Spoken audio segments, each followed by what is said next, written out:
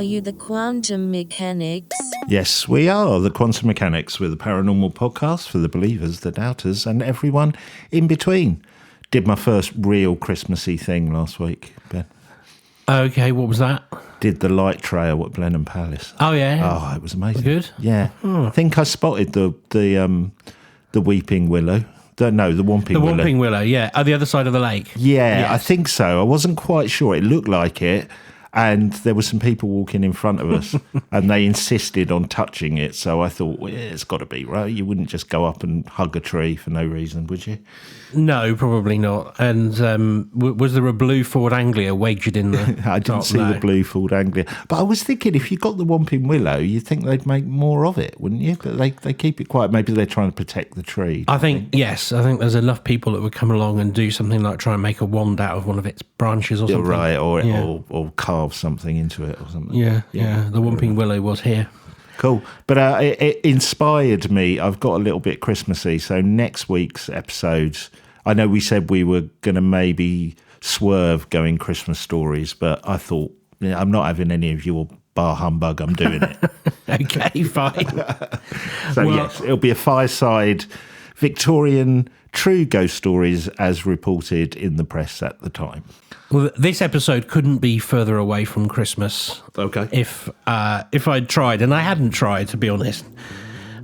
So the Cassiopaeans are back. Oh, love the Cassiopaeans. Yeah, I was going to save the Cassiopaeans until next year because we'd done them a couple of times this year. For anyone that hasn't heard the episodes, this is a Substack, and it is the stories that have come out through the channeling of an entity that is known as the Cassiopaean, and it's called the Cassiopaean Project.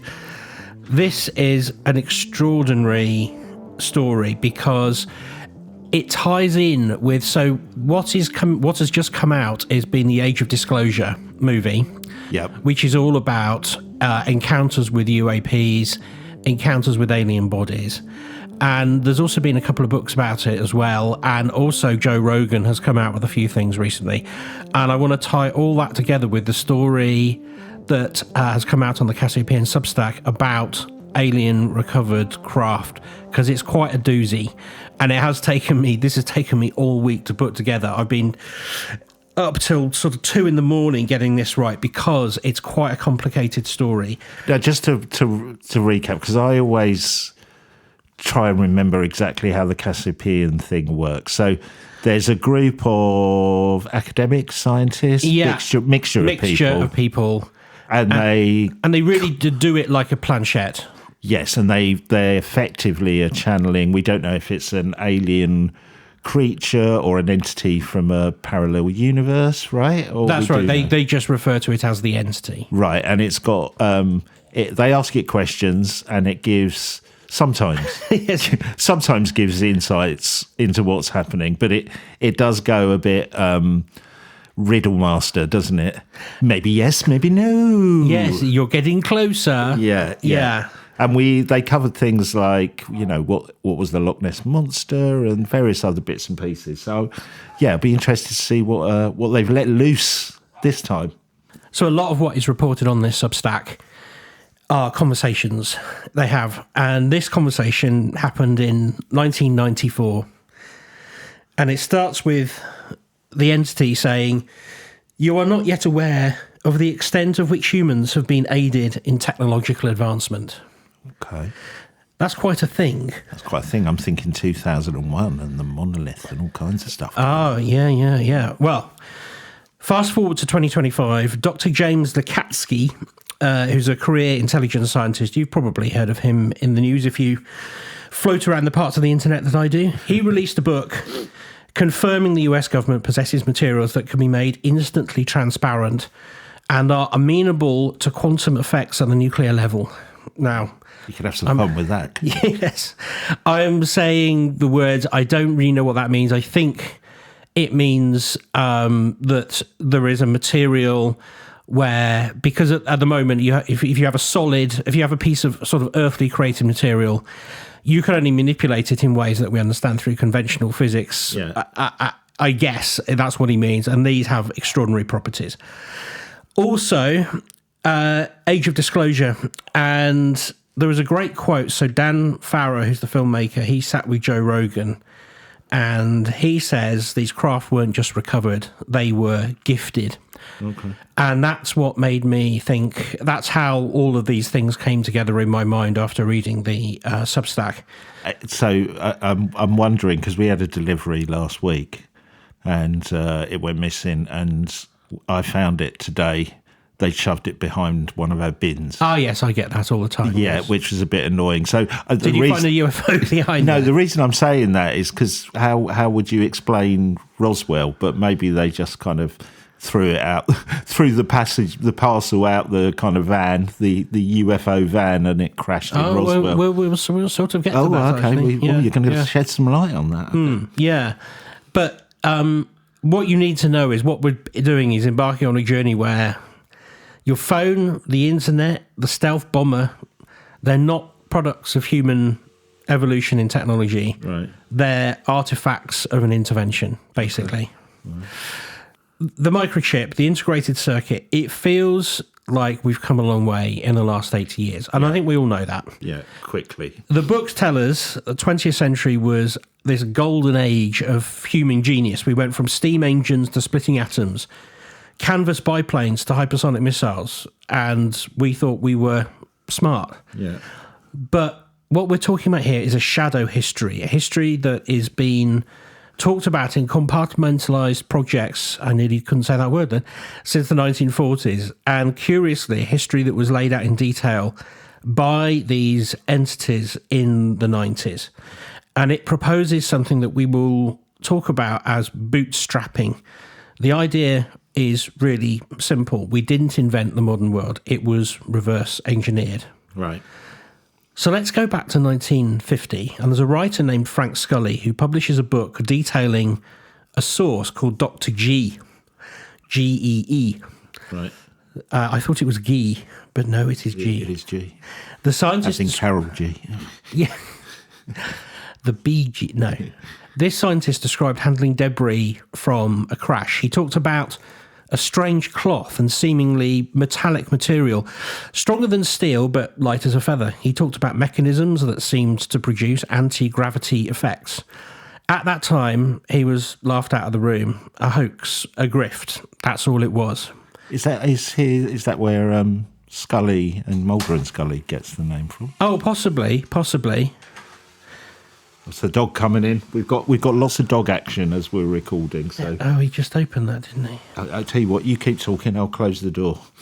At that time, Scully was laughed out of the room. He was a hoaxer. He was a grifter. But just hold on to that thought. Okay. Because when we come to James Lukatsky, he is the former head of the DIA's ORSAP program, a man with the highest security clearance in existence. And he publishes inside the US government covert UFO program. And when we talk about the materials that are possessed by the program, this is exactly what Scully was referring to. So he talks about four particular things. One, openings and panels with no seam before and after opening and closing. That's a kind of a common trope, but he confirms. Yep. That one we did the other week about the schools. There was a few descriptions where there's no. Yeah, okay. Structural materials that are super tough or flexible, yet they don't fracture and they're very lightweight. Yeah. Structural materials that can be made instantly transparent, and materials that are able to withstand ultra-high G-forces. These are the exact descriptions Dr. G gave back in 1950. 75 years later, this is all coming out in a different book from a different source, but it's saying the same thing. Right. But it's the implication of how we got it that's weird. So in the Age of Disclosure, there are interviews with dozens of these intelligence officials, and they dropped a line in the conversation which sort of changed everything. Dan Farrow said some of the recovered craft weren't crashes. We'd always assumed they crashed. We assumed they'd made a mistake. There was craft outside a military base, though. It was like it was left as a gift. Okay. Some more advanced species is trying to help advancers and put a carrot on a stick. Maybe it's a big IQ test. So this idea of a carrot on a stick. Right. It aligns perfectly with a transmission from the Cassiopaeans recorded on November the 9th, 1995. So in that sense, I mean, in some ways, it's like a Trojan horse. Yeah, well, the Cassiopaeans say this. Your technology is on third density, has been aided somewhat by interactions with those that you might refer to as aliens. This seems to have been done by bootstrapping, providing technology one or several steps ahead of the current state of the art. So that is exactly what was channeled. That's those two sentences that I said there. Right. This third density thing, they talk about this quite a lot. They mean like things that are highly technologically advanced, like your phone, for example, and they use this they allude to these things as aliens, but they sort of say that they're not aliens. Although, do you remember when we last did the Cassiopaeans? They were talking about us as food. Yeah, yeah. So one does have to watch out for contradictions here. Yeah. And it might be that these are two different things we're talking about. Okay. But essentially, what comes out of this conversation, the conclusion that the channelers have is that it's trying to say, if you want to control a civilization, you don't invade them, you speed up their development until they build the prison walls for themselves. That's basically what they're saying. Right, okay. So let's go into one particular example, and that is the transistor. Its official history, it was created it was shown off December 23rd, 1947, at Bell Labs. William Shockley, John Bardeen, and Walter Brittain demonstrate this point contact transistor. It's the grandfather of every computer on Earth. Right. The Roswell crash, 1947, July, so 6 months later, 5 months basically. Right. The Cassiopaean Experiment research highlights a man called Jack Shulman. In the late 90s, Shulman was the president of the American computer company, the ACC. He's a serious guy, high-level connections. In 1995, Shulman claims a close friend, a former member of the Joint Chiefs of Staff, showed him something that shouldn't exist. These were Western Electric documents from the late 1940s. These are called the shopkeeper's notebooks. Okay. Shulman describes seeing diagrams for devices that look like, well, basically Pentium processors that we use today, but drawn in 1948. He saw descriptions of communication tech derived from an object or of unknown or unearthly origin. Wow. So Shulman knew the official inventors. He knew William Shockley, and he didn't mince words. He said, this is a direct quote, "I knew Bill Shockley, and Bill Shockley was something of a witless buffoon. There's no way he could have invented the transistor." Yeah. So Shulman claimed that the administrative head of the project, Jack Morton, admitted to him that the technology was seeded. They were figuring out how to duplicate it, not invent it. And Jack Morton, well, he died under mysterious circumstances in 1972. It's probing time. His body was burned in his car. Yeah, yeah. And Shulman even put a banner, and you might remember this. I do remember this. And I was like, is this a joke? He put a banner on the ACC corporate website in the late 90s saying, "Did AT&T receive stolen alien technologies from the US government in 1947? No, I don't remember that. Yeah, it was great because I was a student at the time, and I was doing basically artificial intelligence, and so I was on computers a lot, probably more than most people were on the internet in the 90s. And must have blown your mind reading that, Ben. Yes, then. it did. But the internet being what it was, you couldn't find out much more information about it. It actually took you to a page where they described some of this story. But when this was published, Shulman's life was kind of dismantled. He had death threats, he had harassment. But this also, the reason this is important, it aligns with what Philip Corso has been saying, Colonel Philip Corso. He wrote the Day After Roswell book, and in this he claims it was his literal job to take these alien artifacts, which included night vision chips, fiber optics, laser emitters, and seed them into companies like Bell Labs and IBM. In fact, he wrote, "It must be kept in mind that extraterrestrials never gave us a thing. Not one scientific development or lead ever came voluntarily from them. We didn't expect more than was garnered by accident. So he has a different view to this, right? He thinks it's crashed, yeah. He thinks it's accidental, but the Cassiopaeans, and now Dan Farrow's sources in 25, suggest that Corso was wrong about the intent. They suggest it was all a plant. So the crash itself was almost staged, so we'd kind of feel we were in control of it. That could be an implication, couldn't it? Yes, I think so. And also, if you seed it just enough, then there's plausible deniability as well. And if you seed it in the right places, oh look, we've just had a scientific breakthrough. Right. It must be, like your transistor guy. Let's go with the story and imagine it did happen that way. God, that'd be a conversation to be in the room with, wouldn't it? Yeah. I've got something that's going to make you millions and millions of pounds. Here's what you need to do. And you will be, I don't know, lauded as one of the greatest scientists ever. Here we go. Here's a transistor. Off you pop. Wow, what a conversation. And this is sort of, some of this obviously rears its head in popular sci-fi. So this is kind of the plot of the first two Terminator movies, or at least the second one following from the first. If you remember, they recover a chip from the first Terminator.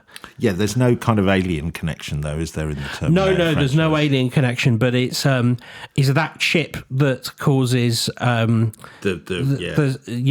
computer to be built. Yeah, so that becomes a time paradox. It does become a time paradox. Yeah. Yes, exactly. But it's this idea of if you can seed something, you can grow something. Yeah, and the fact that high-tech slaves are more efficient than low-tech ones. This is where we're headed. Right.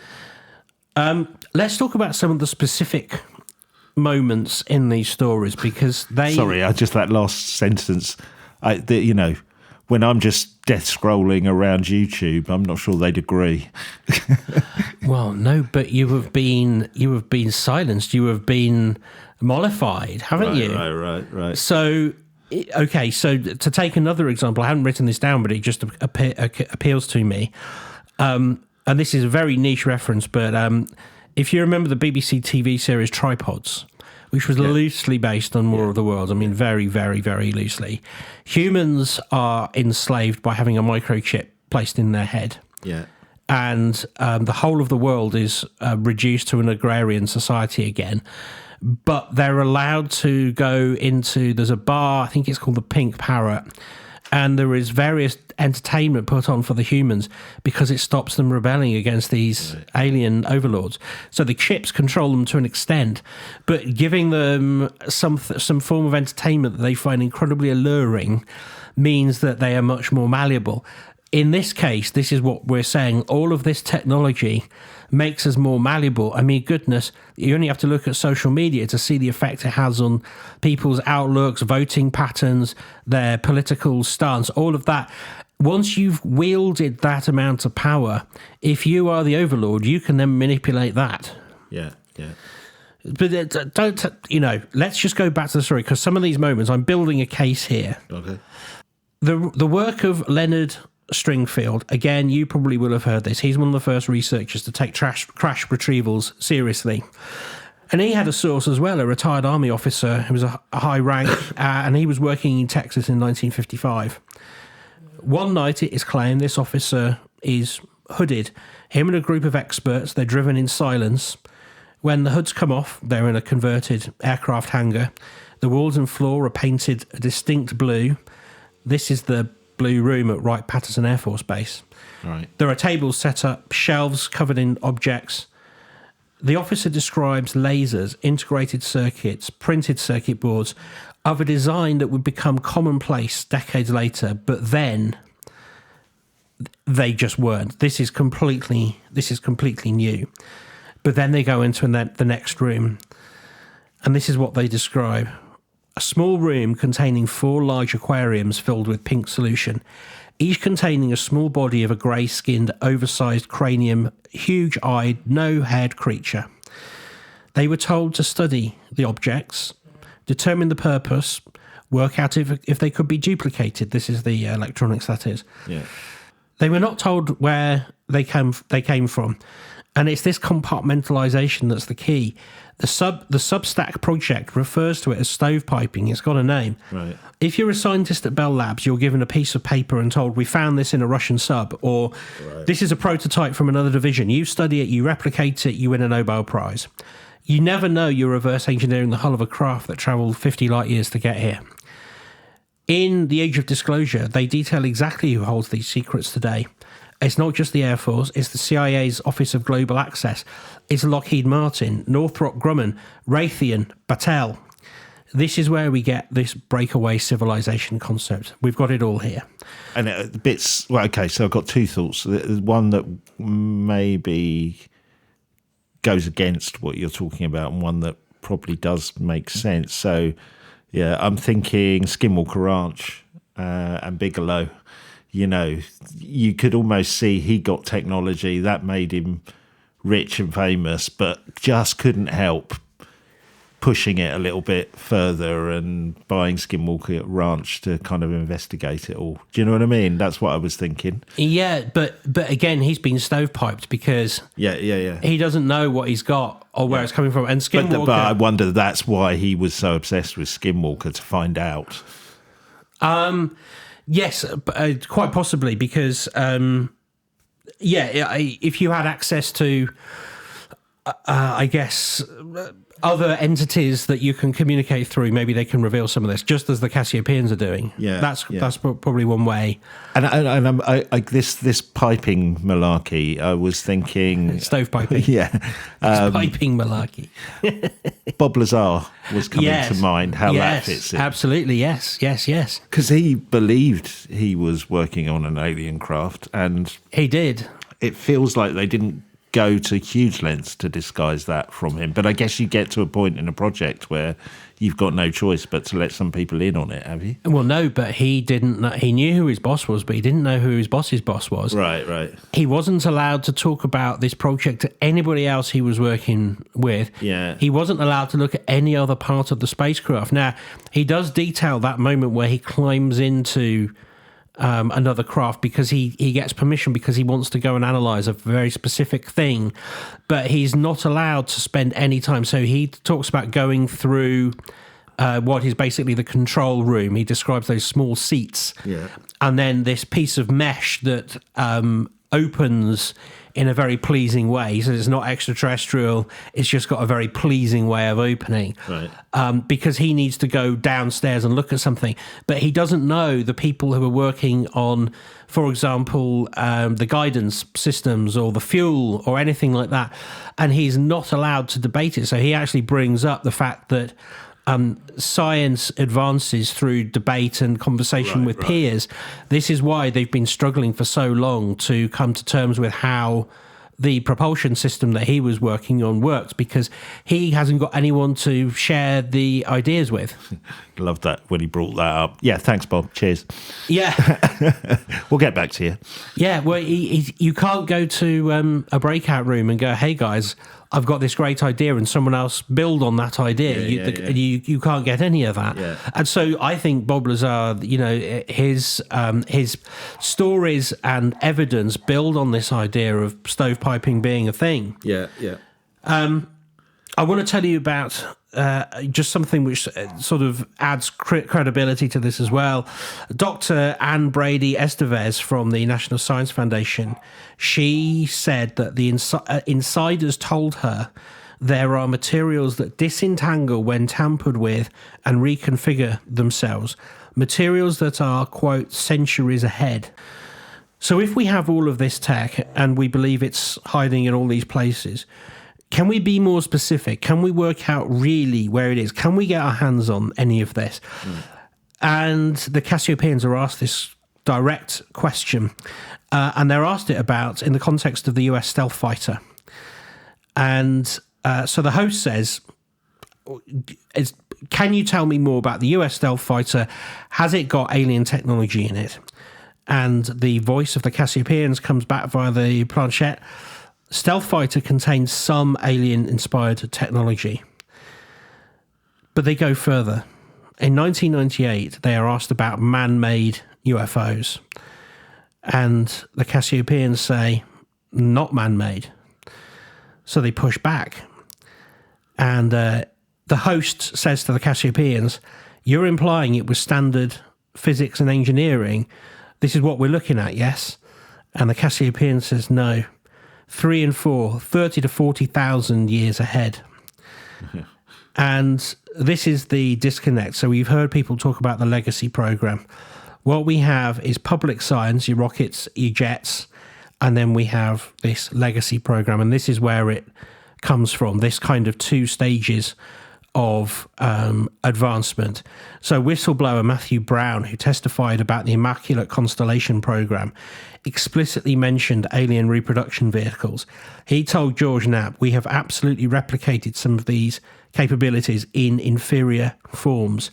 So this is very much like a cargo cult building an aeroplane out of wood, except our wood is titanium and our gods are probably reptilians. And again, I'll talk more about that later. But basically, what we've got is we've got our current level of technology that we all know and appreciate, and that has got some reverse engineered and largely understood alien tech that has been reproduced and is part of it. Then we have this other level which we're unable to replicate. So on your Bob Lazar example, that is, for example, the power supply, the source of its propulsion.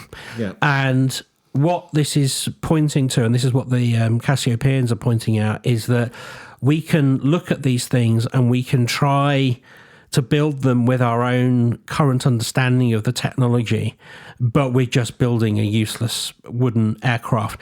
Until we can get somewhere with the understanding, we're being left behind. And this is why things are still being held as secret in compartmentalized places, because we're trying to get this level of understanding so we can crack it.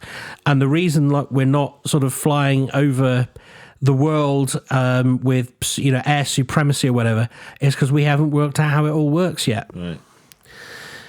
But this isn't just happening in America. It's an arms race of cosmic proportions. For example, one of the conversations with the Cassiopaeans reveals something quite stark about Russia. We just think of I saw somebody refer to it as a gas station with nukes. Okay. But listen to what the Cassiopaeans said on July 17th, 2022. And the host says to the Cassiopaeans, what kind of weapons based on new physical principles does Russia possess? And the Cassiopaeans say, well, serious bunker-busting hypersonic missiles and some really cool anti-gravity techniques combined with regular propulsion systems.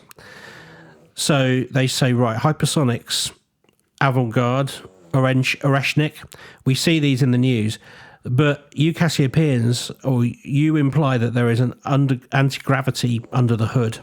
And then they go on to discuss something about, they point out there's this guy called Eric Davis who claimed the Soviets recovered a Tic Tac craft in 1989, not a 40-foot one that our Navy saw like a huge one. And the Cassiopaeans say, yes, Russian scientists dismantled this craft, discovered 4 humanoid bodies and a very advanced directed energy weapon. And this is where we come to the conclusion that we are fighting a battle to understand these technologies because they have this earthly, unfortunately, militaristic intent as well. So in that scenario, it's not been left to us. If it's got bodies, it's crashed, right? Well, the Cassiopaean, there is a slight contradiction there in this one, but Right. It's still possible that they were gifted to the Russians, almost like an IQ test of can the Russians do better than the Americans. So the way that I would, some of this is communicated and talked about, we're probably all familiar with Operation Mincemeat, right? So in short, this is a World War II project where a freshly deceased body is planted with material which basically hoodwinks Hitler into moving his armies somewhere else. It's something put together by Western intelligence. And unfortunately, they do need to use a human body. In these circumstances, it depends what those aliens are. So the recovered bodies may not be just like dead aliens. It might be that they are alien bodies, but they could be AI. They could be, they could be grown. Snoring pets. I don't know what to do about this dog. It's fine. This is good. It's part of the podcast now. Okay. Let's just appreciate the snore for 1 second, everyone. One more.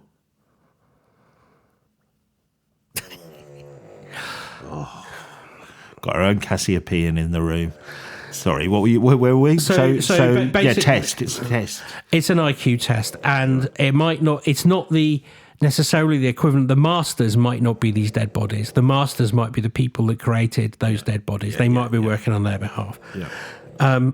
The other option is that this might be a proxy war, and that is probably the scariest part of it. The generals aren't in the Pentagon or the Kremlin, they're in Orion or wherever. Right, so what, 2 alien species? Yeah, possibly 2 alien species, or even 2 scientific communities playing with us. Yeah. Yes, the China-America version of their galactic planet. Yeah. Okay. Yeah. There's another common belief in ufology, which is that disclosure will bring 0-point energy, save the planet, free energy, no more pollution, utopia.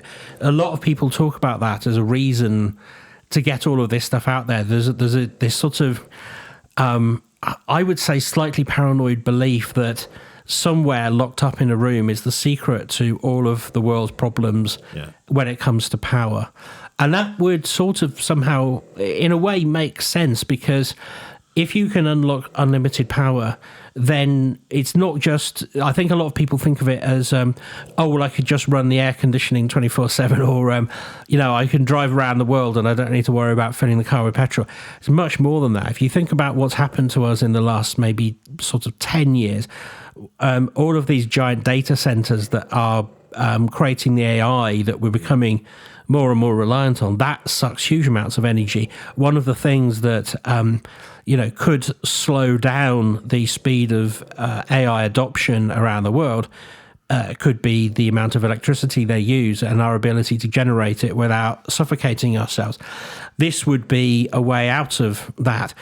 And the idea that someone's keeping it secret for whatever nefarious reason does seem to be slightly unlikely. But the Cassiopaeans offer a much darker perspective. They suggest that the technology itself creates negative reality. Let me try and explain what that means. You're going to need to expand on that. On June 24th, 2022, a question was asked about time machines. And the voice of what comes through from the Cassiopaeans says, the service to self uses tech to control and manipulate, but each use causes negative impact cascades. Right. There's a lot to unpack in that. Okay. Still no clearer. Negative impact cascades. Dr. Dan Fry at White Sands in 1949 was told by an extraterrestrial voice, "The tragedy of things here is that your technology has advanced too fast. You will not be able to contain it. Right. We're playing with fire that burns on a dimensional level, and there's a biological component. We aren't just reverse engineering the ships, we're reverse engineering the biology." Dr. Lukatsky mentions biological weapons and mind control. The Cassiopaeans warn about these mind programming projects. So here's another cryptic line from the Cassiopaeans. "When you let the cat out of a bag, you create an entire feline nation." Now, the host there tries to come back to them and says, feline nation, do you mean, is that a metaphor? Is it literal? Are we creating a reality that invites a predatory dominance? And to cut a long story short, the Cassiopaeans suggest that that is what our tech is doing. The AI, the internet, the grid, is being built to facilitate an environment that is comfortable for them. We are terraforming our planet for a landlord we haven't met yet. Right. So this dimensional level of darkness, this is because we're open. The way that I can best explain it, because it takes pages and I still don't fully understand, but what they're really saying is, once you start building an AI, you can't put the genie back in the bottle, but also you're interacting with things at a dimensional level. So it changes the way our dimension appears to other dimensions. So if these are transdimensional beings, we are making it so that it becomes easier for them to go between their dimension and our dimension and exist here. Right. And if they are jealous of what we have, the best way of taking it from us is to create these technologies which allow them to interface with our world and eventually take it over. It's also completely possible, although it's not explicitly mentioned here, but a few commentators around this Substack have mentioned it, that this might be a giant alien AI who's doing all of this. Right. And it could be that the Cassiopaean entity is also a sub part of that AI. Right. And it's playing with us through there. That is also possible. I know that sounds bonkers, but it's as possible as it being a reptilian from Zeta Reticuli. It's possible. Well, I think you could even push that further, couldn't you? You could make a good argument of this is a simulated reality. It would simplify it slightly, wouldn't it? It would simplify Created it. by an AI overlord. And that if you could take it that level further. Yeah. Hold on. Bingo! Nice. I mean, I suppose the thing that I'm struggling with this conversation with the Cassiopaeans, and if you haven't read the Substack, I mean, it does take ages to get through them, though. They're so well researched and so well put together. But these are different entities that the ones that we covered before. I mentioned this just a bit earlier in the show, but what we were told before when they were questioning about the animal mutilations and abductions, they were saying, well, basically they're eating the cows so they don't eat the people. That doesn't compute with they're also leaving us bits of tech around. I think this is my worry with the whole Cassiopaean project. So I think if there was consistency, you'd kind of go, well, okay, there is something here, because hard to keep track of that, isn't it? Otherwise, you know what I mean? I don't know. It's like you mentioned time travel. I wasn't quite sure how that fitted in, but we can come back to that. I was thinking a good answer would be, I knew you would answer that, ask that question in 2025, refer to my answer in 1999. Yeah. Some kind of proof that there's consistency, because as with all kind of, whether it's spirit channeling or in this case, some kind of entity channeling, you do worry about bias. And is there some equivalent of somebody pushing the glass on a Ouija board? Do you know what I mean? Yeah. Even subconsciously. Yeah. Just to answer your question, the time travel refers to the entities manipulating our past from our present. Right. So causing us to have a recovered craft in 1947 means that they've got us to where they want us today. Right. But because they are working on different timelines, the idea is that they decide they want this outcome, so they just backwards engineer it in the past. So they're not constrained with planning 75 years ahead. Right. They plan 75 years in the past, if you see where I'm coming from. So if I follow that correctly, what they're doing is, we need them to have, microchips. Yeah. The way that we can make them naturally feel like they've got microchips is go plant a craft in Roswell in the 50s. Yeah, exactly right. Yeah.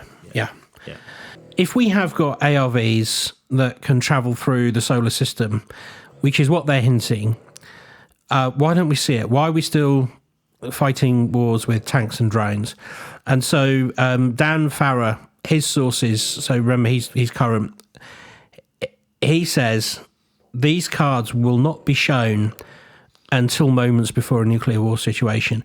It has to get to a level where there is no other option because then it's show your cards time. We've talked about this before when, on a different vein where we've talked about the Tic Tac actually being not alien technology. If it's not alien technology, the question is, well, why don't we see it now? Well, you wouldn't until you needed to use it. That's right. You don't see an alien death ray to win a skirmish in the desert. No. Yeah, exactly. So this whistleblower, this high-ranking officer who spoke to Stringfield, said that the US developed high technology mainly to not tip off the Russians. And so we're in a standoff. The US has its alien tech, Russia has its alien tech, China is catching up, and everyone is terrified to use it because once you do, the secret's out and the big IQ test enters its final phase. So in that scenario, I know it's impossible to know, but are we saying China, it sounds like there was the American Roswell, that Russia had its version of the crashed alien craft to work with. We're saying there's been no Chinese version of that we know of, or have they just caught up with the technology through humans, us? That doesn't really, China doesn't really come up. It's just, it's noted that they're there. They probably do have a crash retrieval program. They probably are reverse engineering them. Yeah. It's probably all happening. It's just, there's no one's pointing a finger at them to a specific situation, but that is just because I'm working down the story from this particular Substack. Yeah. And the Cassiopaeans have a quote from 1995. Political problems have a root in effort to suppress knowledge already gained in limited quarters for purposes of control of civilization. Again, it's one of their the idea that political machinations are built to cover up some of what is going on here. So some of what the narrative that we get from our politicians is built especially to obfuscate the truth around what this technology is. That's what they're saying. Right. Any? I'm assuming they don't give any examples of that. Well, no, but I guess we can. We can see what's happening now. I mean. That talk is so loud. I hope you're following us. That's brilliant. Let's carry on. Anyone that's running for the White House, they say, we're going to release it all. Yeah, release it all. And then they get there, then nothing happens, and then they start talking. Putin sort of goes on all the time. We've got weapons you can never dream of, and then Trump is like, no, we've got the best weapons ever, and the geopolitical funding of proxy wars and real wars, it is covering up this fact that all powers have got something where if they bought it out, you could end it all, but then everything would end. Yeah. And then back to why would you do that? We've passed and yet failed that IQ test. So, well, it's interesting though. It's like the whistleblowers. It comes back to that age-old debate. Are they there to muddy the waters, or are they there because they've just not taken it anymore and they think the truth should out? It's a really interesting idea, isn't it, that? We always debate it. Yeah. So I've put all this together because basically, in summary, we're walking around with these supercomputers in our pockets, thinking we're the pinnacle of, civilization, of evolution. But if we are just cargo cultists and we're wearing the watches of a dead god, we don't know how to wind them. That is basically where I'm coming from. This project on Substack ends by listing the fields influenced by these interactions. So stealth, AI, genetic engineering, mind control. And it's not just a few hidden ships. It's becoming the fabric of our very existence. All of those things that I've just read out, they appear at some point in our lives every day now. Yeah. If the Cassiopaeans are right, and we have been bootstrapped into a technological adolescence that we lack the spiritual maturity to handle, we have basically been given a loaded gun while we're still in the playpen. That is basically the problem with all of this. Yeah. But knowledge is protection. That is the motto of the Cassiopaean Experiment. If we understand that the tech isn't neutral, it comes with an intent an orientation, service to self. This is kind of what they keep going on about. If you use it to enhance your own life, you're doing wrong with it. Basically, this is what they mean by service to self. That sounds like a weird thing, right? But what they mean is, if you build something just because it services your nation, your political agenda, you're going to break the world. That's what they mean by that. If we can get past that and we can choose how to use it, we might be okay. They do offer a hope here. It's not as bleak as it sounds. They do offer a hope.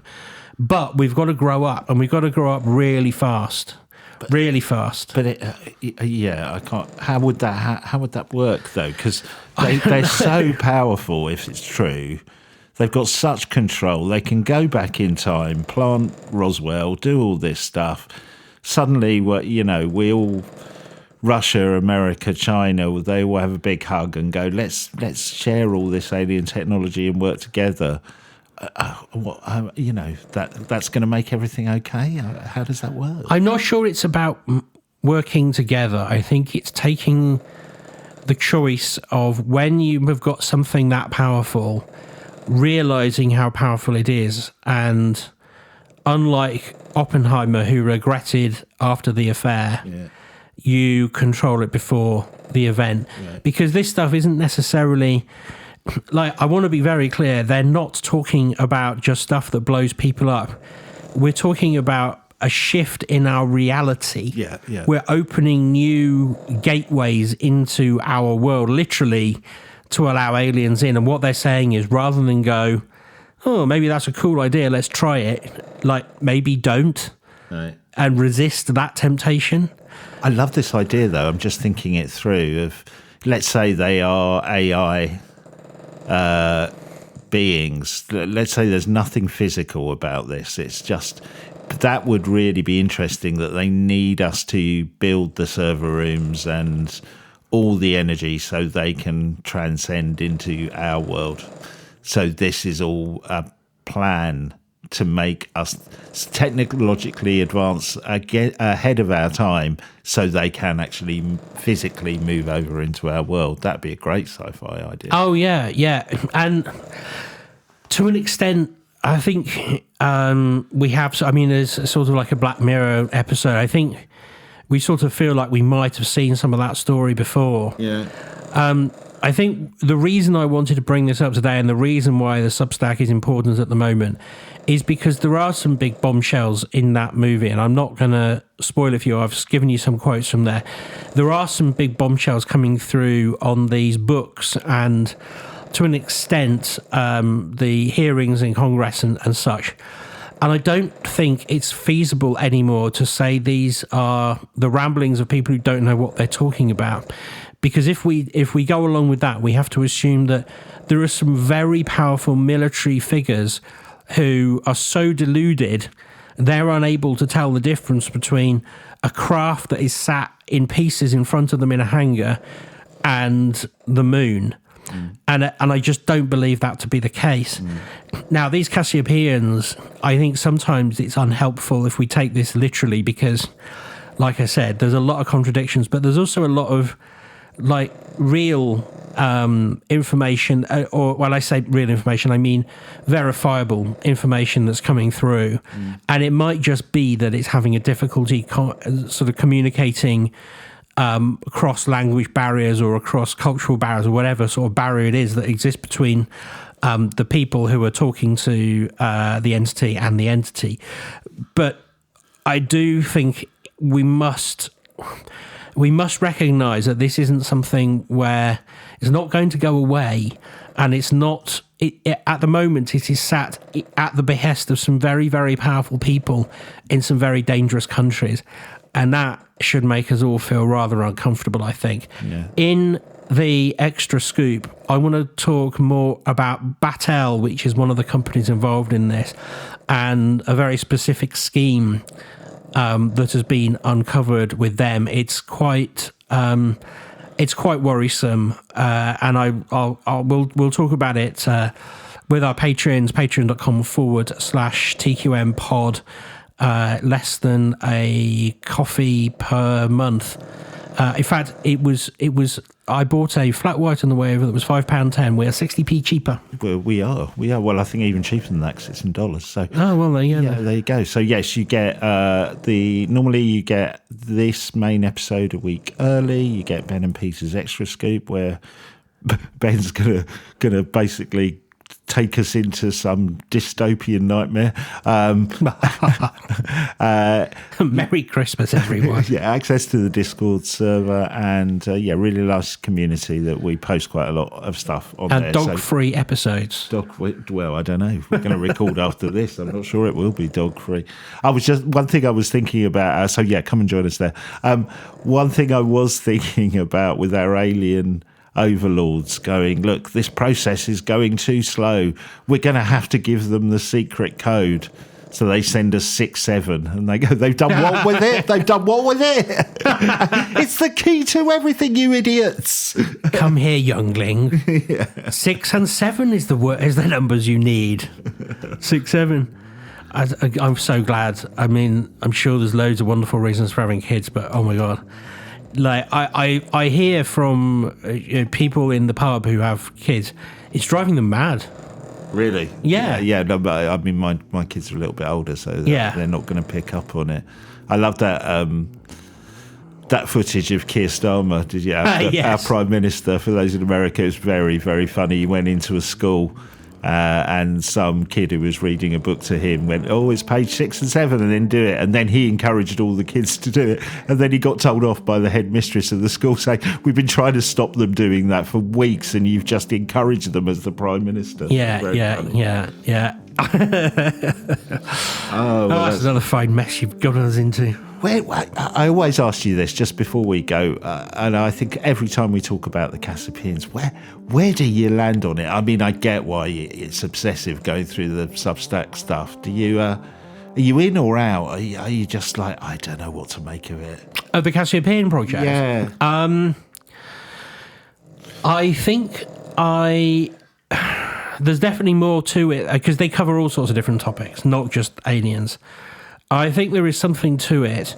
I think what's incredible about it is the level of research they do to try and tie this into real world events. It isn't just literally a transcript of the conversations they have. They do put research around it, and some of them spend ages to get some of those messages out because they're so long and the one you read out earlier. If you B, you know what I mean? I don't know if it works like that, but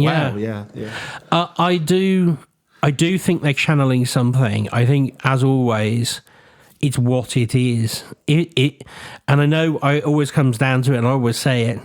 Is it a low-level entity that's messing around? Is it an alien that is somehow communicating from their home world? I don't really know. I think all you have to remember is if it's an earthly entity, then people retain their character even in death. So it could just be an incredible sci-fi author who is communicating from beyond the grave. Yeah. It could be. You can't rule this stuff out. It's Arthur C. Clarke having a laugh. Yeah. Wow, that's interesting. But I would say, like, I'm sure you probably are going to anyway. If you're listening to this podcast, you're probably interested in those sorts of things. Go and watch The Age of Disclosure, because it will.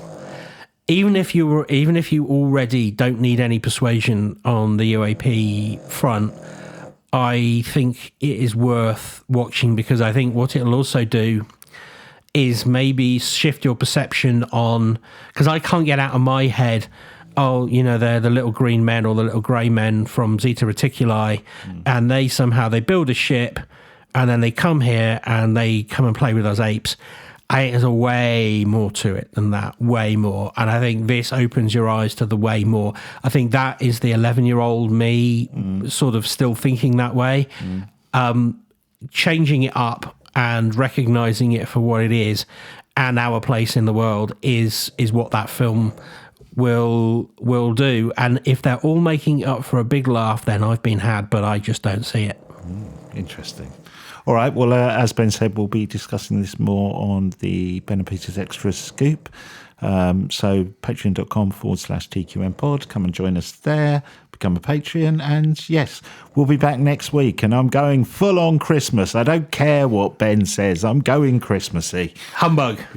See you then. No, do you want a humbug? Oh, yes, please. Thanks. Right. See you then. Bye. Bye.